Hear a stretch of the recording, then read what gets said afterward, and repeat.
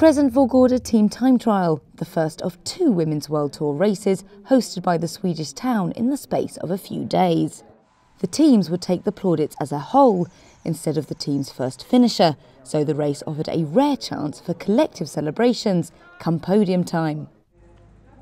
It's really a nice course for TTT, and yeah, it's always a challenge because every year it's a different team, so it's to give our best and see what happens. Tonight it's going to be nice, but with the wind and there's a lot of corners, it's pretty technical, so it has everything.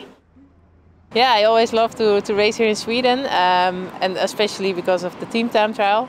I like to do team time trials, and this is one of the first times that I do it with Team Suede. I've did it only once this year with them.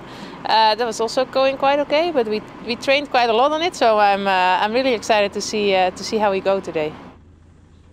The only really long TTT before World Championships, so yeah, you never know exactly where you're standing, compared to the competition. So it's quite challenging, but also really interesting to see always in this race.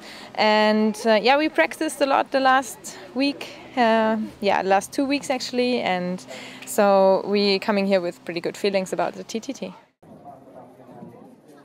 21 teams of 6 riders took to the start ramp in Vargarda.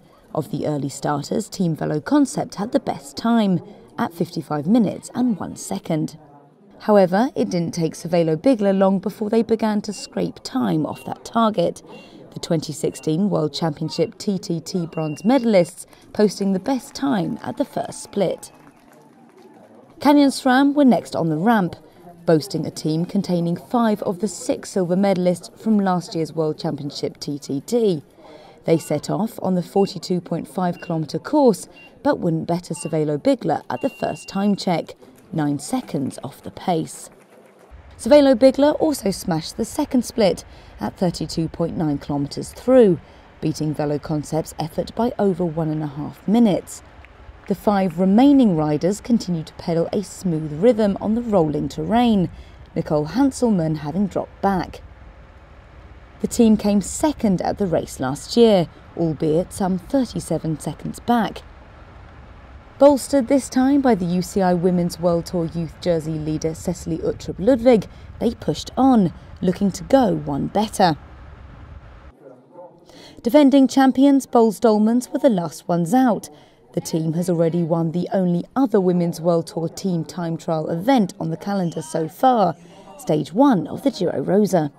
And 4 of those victorious riders raced here again. Out on the road, Canyon SRAM continued to lose time to Cervelo Bigler. Alexis Ryan had fallen back from the team, making them a 5. At the second time check, they were 22 seconds down on the leading marker. But with a team including Trixie Worak, who has 4 gold world champion TTT medals, and Lisa Brennauer, who has 3, their time proved to be untouchable for most of the other teams. Wiggle High 5, WM3 Pro Cycling and Team Sunweb failing to get close, with only 10 kilometres left to run. Boels Dolmans, meanwhile, blasted along the course. They took the lead at both the first and second splits, although only narrowly. Lucinda Brand, who had dropped back from her Team Sunweb teammates, soon found herself being overtaken by Boels Dolmans as well. Although Boels themselves were already down to 4, the minimum number of riders needed to qualify a time. At the finish back in Vargarda, Cervelo Bigler completed their run in 52 minutes 51.8 seconds, the quickest time of the day so far. Canyon SRAM sprinted for the line side by side, but couldn't manage to improve on it, stopping the clock at 53 minutes 30.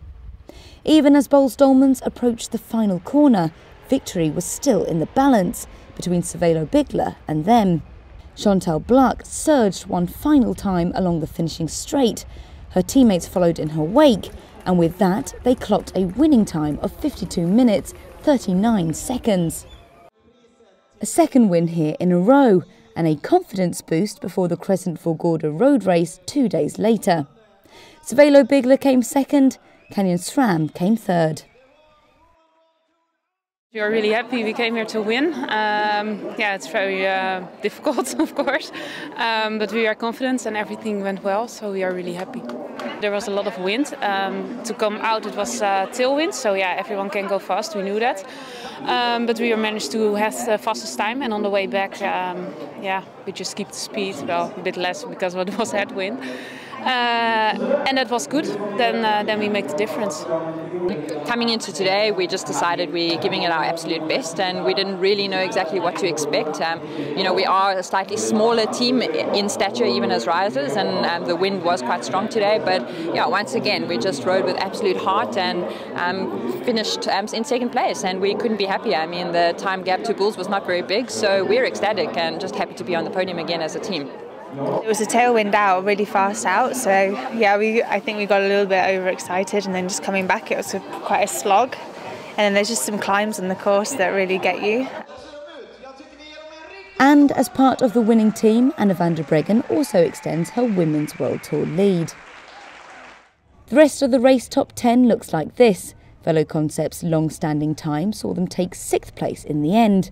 Team Sunweb were held off the podium, while Wiggle High 5 finished in 5th, over 2 minutes down on Boels Dolmans.